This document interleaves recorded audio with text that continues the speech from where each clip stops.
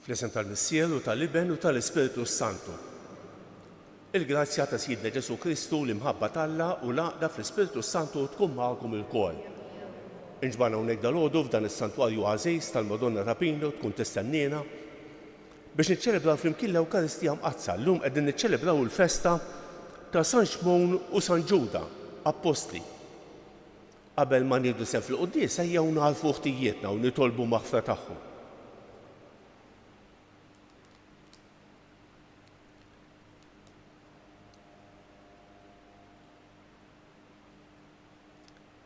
Se nofru dan is-sagrifiċċju tal-quddiesa għall-erbieħ ta' Nikola u Marija Galja u l-familja.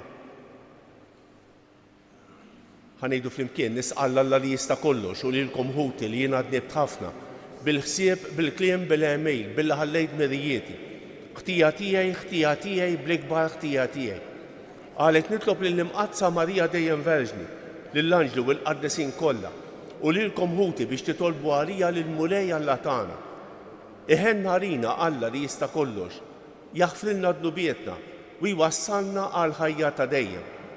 Mulej ħniena, Kristu ħniena, Mulej ħniena. Glorja l-Alla fil-għoli ta' smewwiet u paċi fl-art l-bnedmin ta' rida tajba. Infaħruk, inberkuk, nadurawk, natuk ġieħ. Irrodulek ħajra glorja kbira tiegħek. Mulej Alla Sultan tas-sema, Alla Missier li tista' kollox. Mulej Iben waħdini Ġesu Kristu, Mulej Alla ħaruf talla bin il-Missier. Int li tneħħi id-nubiet tad-dinja ħenna rina. Int li tneħħi id-nubiet tad-dinja il-qatt tal-btana. Int li qiegħed fuq il-lemin tal-Missier ħenna rina.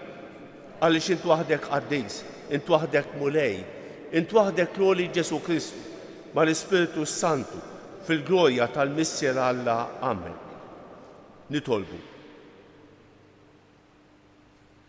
U Alla intu wassaltna biex naħalfuk permezz tal-Apostli qaddisa tiegħek. Għamel li għat-talb ta' San Xmon u San Ġuda, il-Knisja tiegħek tikber dejjem billi joktor il-għad ta' dawk li jemmnu fik.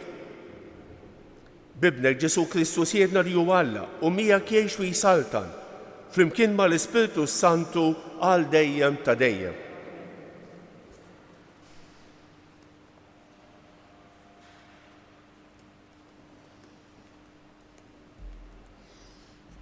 Għarrim mill-litra ta' San Pawlu Apostlu lill-Efesin. Ħuti, ma għandkomx aktar barranin u frustieri, imma intom ċittadini flimkien mal-qaddisin u n-nies tad-dar tal-Alla. Mibnija l-koll fuq is-sisin tal-Apostli u tal-Profeti, fejn Kristu hu l-ġebla tax-xewka. Fejh il-bini kollu jintrabat sewwa, jitla f'tempju qaddis fil-Mulej. Fejh intom ukoll fl-Ispirtu timbnew flimkien f'dar fejn jammar Alla.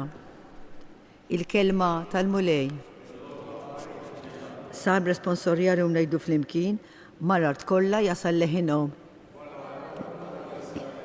Ismewwiet ixandru glorja tal-Alla, Emil ideħ tħabbar il-firxa tas-sema, jum lil ieħor jagħti l-aħbar, lejl lil ieħor iwassal it-tarif flimkien mal-art kollha jasal leħinhom. M'hemmx aħbar u anqas kliem, m'hemmx leħen li ma jinstemax, mal-art kollha jasal leħinhom, mad-dinja kollha jixteret kliemhom flimkien inqimmu bil-wifqa. Alleluja, alleluja. Lilek u Alla infaħru, lilek Mulej nisqarru, lilek tfaħħar Mulej il-ġema glorjuża tal-Apostli. Alleluja.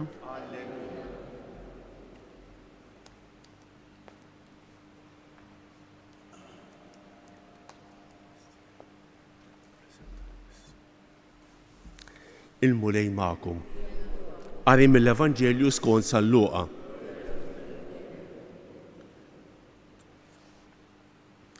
Darba fost l-oħrajn ħareġ lejn l-għoljiet biex jitlob u għadda l-lejl fit-talb lill-Alla. Meta sebaħ sejjaħ lejh id-dixxiepli tiegħu u minnhom għażel 12 li semmihom Apostli. Xmon li semmih Pietru u Indrej, Ġagbu, Ġwanni, Filippu, Bartilmew, Mattew, Tumas, Ġagbu ta' Alfew, Xmon l-imħeġġeġ Ġuda ta' Ġarbu u Ġuda l-Iskarjota li imbagħad ittradih. Imbagħad niżel magħhom u waqaf wita flimkien ma' kotta kbira ta' dixxiepli u folla kbira ta' nies minn kull naħa tal-Ludija u Ġerusalemm u mixtajta ta' Sejr u Sidon. Dawn kienu marru biex jisimgħu u jfejjaqhom mill-mar tagħhom. Min kien imħabbat mill-ispirt imnitsa kien ifieq, u l-kotra kienet tfittex li tmissu għax minnu kienet toħroġ qawwa li tfejjaq lil kulħadd. Il-kelma tal-mulej tifħir lilek Kristu.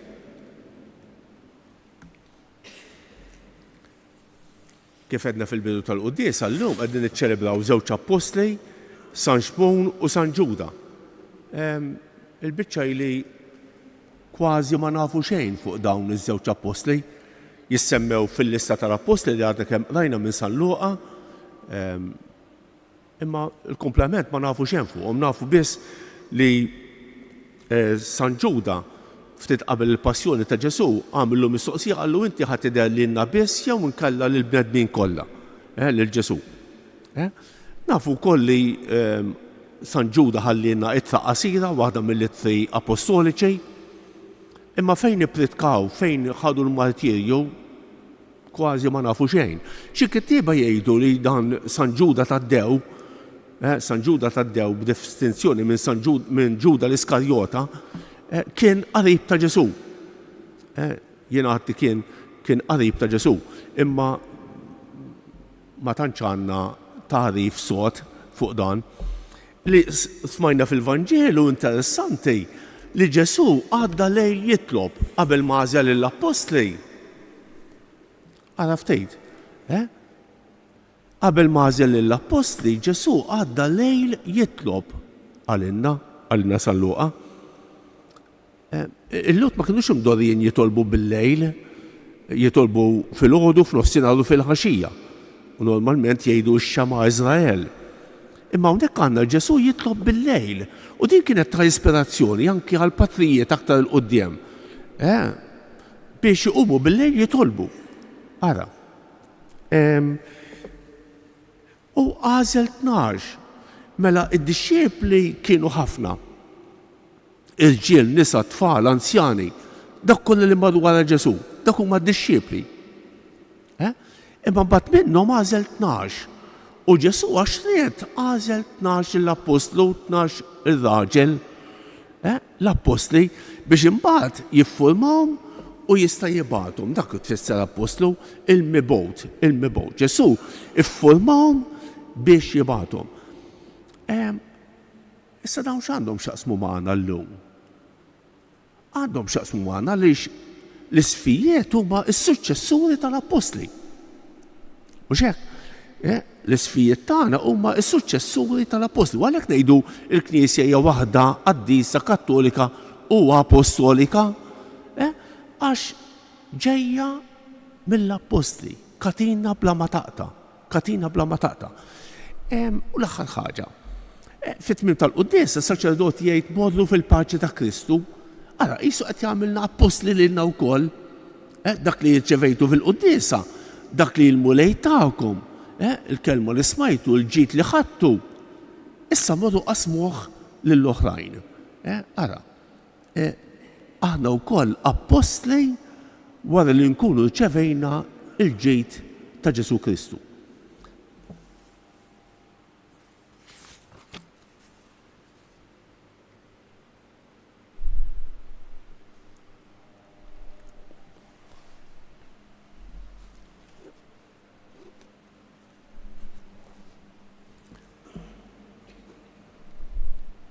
Mebnija l-kol fuq is-sisien tal-apostli fejn Kristu huwa l-ġebla tax-xewka, irresqu quddiem Alla l-Missier dawn it-talbiet tagħna aħna u ngħidu. Fġieħ l-apostli tiegħek imqazza mulej ismana. Fġieħ l-apostli tiegħek imqazza mulej ismana. Sabiex il-bidja tal-Knisja tkun tassew post fejn jammar Alla u dar tat-talb li tolbu. Fġieħ l-apostli tiegħek imqazza mulej ismana. Sabiex il-bnedmin kollha jarfuk bħala ħallieq u feddej tagħhom li tolbu. sabiex dawk li jħossuhom imwalba minn kulħadd isibu faraġ fl-għajnuna tiegħek li qatt ma tonqos nitolbu. Ġiel apostli tiegħek imqazza mulej ismana. Sabiex aħna lkoll naħdmu għat-tixrid tas-saltna tiegħek fid-dinja nitolbu.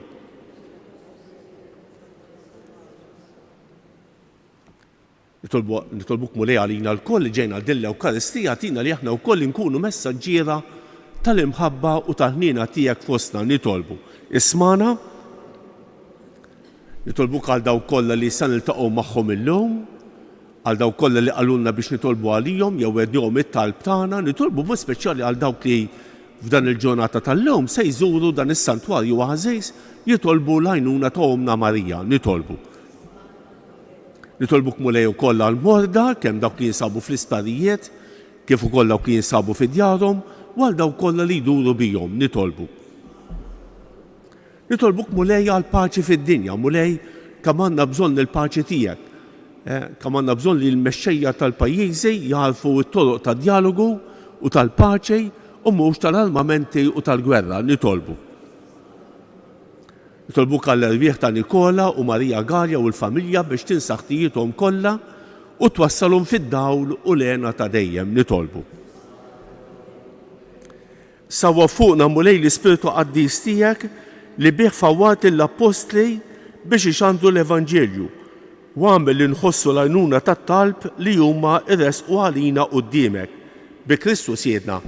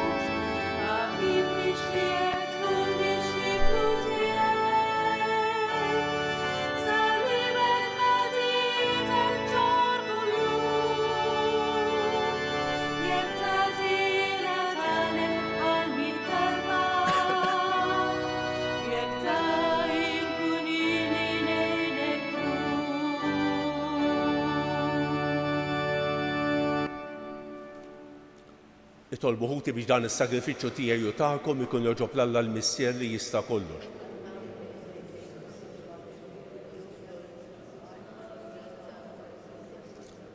Mulej aħna nroddu l-ġieħ lill-Apostli San Xmun u San Ġuda għal glorja bla tmiem li tajthom, nitolbuk li tilqa' t-talb tagħna u tħejjina biex niċċelebraw kif jixtraq il-misteri qaddisa tiegħek bi Kristu Siedna.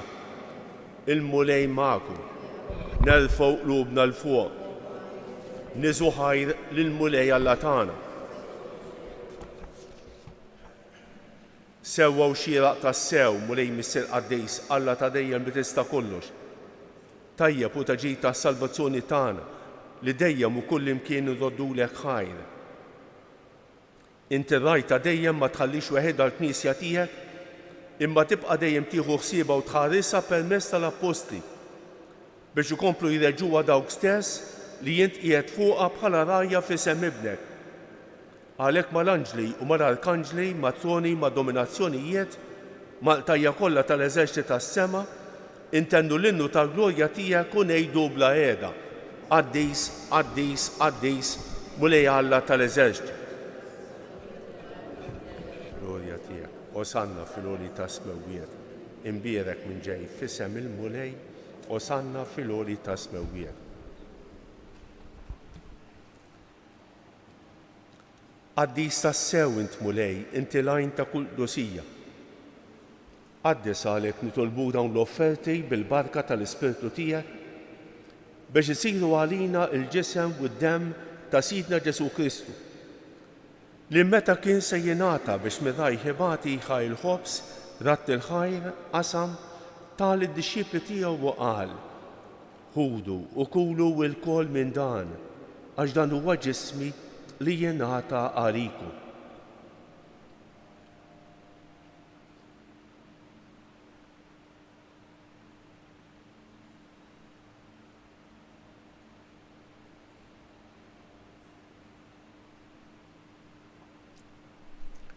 Ekk ukoll wara li klaħaj il-kalċi reġa' ratt il-ħajr tal id-disċipli tiegħu u qal: ħudu u xorbu minnu l-kol, għax dan huwa l-kalċi ta' demmi tal-patt il-ġdid li jibqa' l dejjem.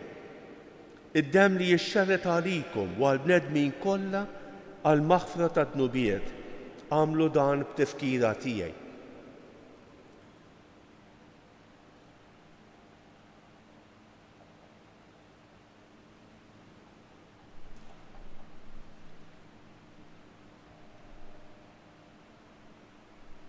Dan hu l-misteru tal-fidi, inħabbru l-mewt tiegħek mulej,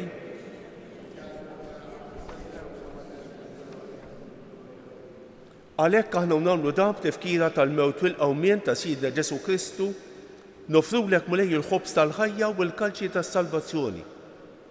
U rrodulek ħajra xogħġbok tilqana hawn quddiemek biex naqduk. Miċ-ċikontana nitolbu li l-Ispiritu Santu jaqqadna f'ġisem wieħed li jenna li nieħdu semm il-ġisem u d-dem ta' Kristu. Ftakar mulej fil-Knisja tiegħek imxerda mad-dinja kollha. Wettaqa fl-imħabba flimkien mal-Papa l-jum, mal-Isqof tagħna Anton u mal-Ministri tiegħek kollha. Ftakar fil-qaddejja tiegħek Nikola u Marija Galja u l-familja li jogħġbok issejħilhom għal għandek minn din id-dinja. Għamel li kif huma bil-magħmudija mietu f'ibnek u bħal ibnek, hekk ukoll f'ibnek u bħal ibnek jilxu xtaw għall-ħajja. Ftakar ukoll f'ħutna li raqdu bit-tama tal-qawmien. Ftakar fil-mejtin kollha. Daħħalhom quddiemek fid-dawl tas-sebħ tiegħek. Ħenna lina l-kol nitolbu. Għati lilna wkoll il-wirt tal-ħajja ta' dejjem. Flimkien mal-Verġni Mqazza u Malla Marija, ma' San Ġusepp, ma' San Ġorġ Preka, ma' l-Apostli San Xmun u San Ġuda, ma' l-Apostli u l-Qaddisin kollha li jgħixu fil-ħbiberija tiegħek sa mill-bidu tad-dinja. Għamel li magħhom infaħruk u nsebħuk Ġesu Kristu ibnek. Bi Kristu, ma' Kristu u fi Kristu jingħata lilek Alla Missier li tista' kollox, flimkien mal-Ispiritu Santu, kull ġieħu glorja għal dejjem ta' dejjem. Ejjew nitolbu kif għallimna u rridu nagħmlu li bentalla għas-salvazzjoni tagħna. Missierna li inti f'ismewiet jitqaddes ismek, tiġi saltnatek, ikun li trid int kif fis-sema hekk fl-ard. Ħobżna ta' kuljum agħtina llum, aħfrinna d-dubietna bħalma nafru lil minuħati għalina. La ddaħħalniex fit-tiġri iżda ħlisna mid-deni. Eħlisna nitolbuk mulej minn kull deni.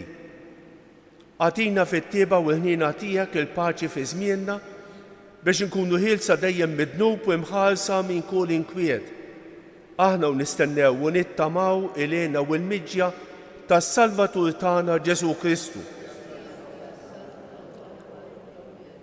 Mulej Ġesu Kristu li qed lill-Apostli tiegħek inħallilkom isliem, nagħtikom islem tiegħi la tħarrix lejn dnubietna, iżda ħares lejn il-fidi tal-Knisja tiegħek. Għatija isliem u l-għaqda li inti trid fija, inti tgħix wis-saltan għal dejjem ta' dejjem. Il-paċi tal-mulej tkun dejjem magħkom. Għatu il-paċi lil xulxejn.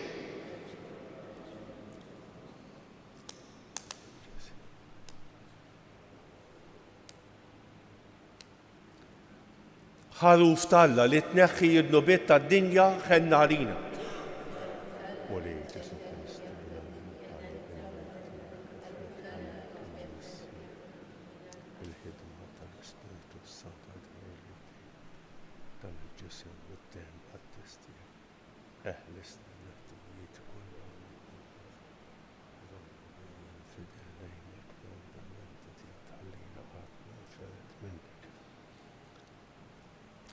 Dan hu l-ħaruf talla, dan hu li jneħħi id-nubiet tad-dinja.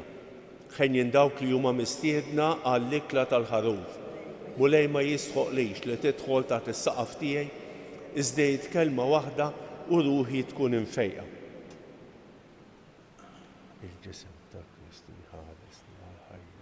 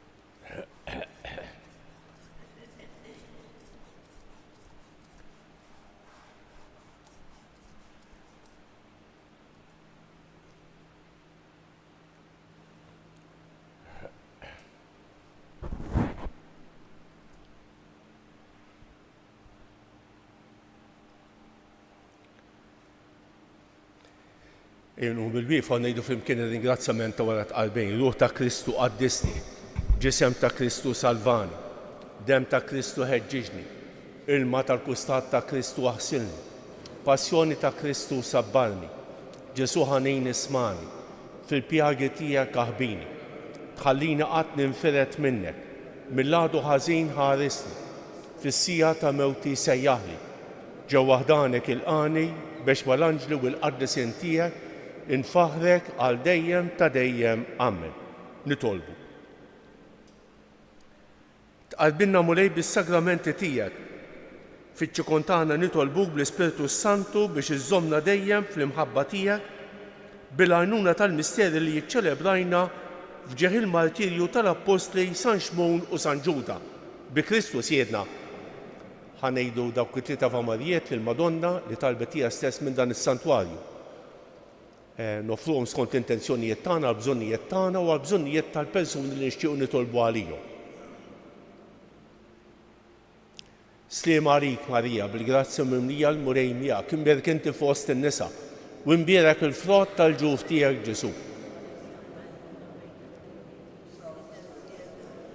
Sliem għalik Marija, bil-grazzja mimlija l-murej miegħek, imbierak inti fost in-nisa u imbierak il-frott tal-ġuf tiegħek Ġesu.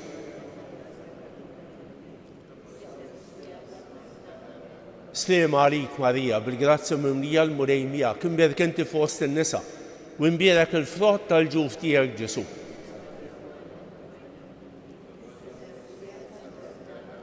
Madonna ta' Pinu, Sultana tal-Familja, ħarstek fuqna dejjem żomm, il-mulej magħkom. Iberikkom Alla li jista' kollox, il-Missier u l-Iben u l-Ispiritu Santu. Morru fil-paċi ta' Kristu. Il-ġurnata tajba lil kulħadd.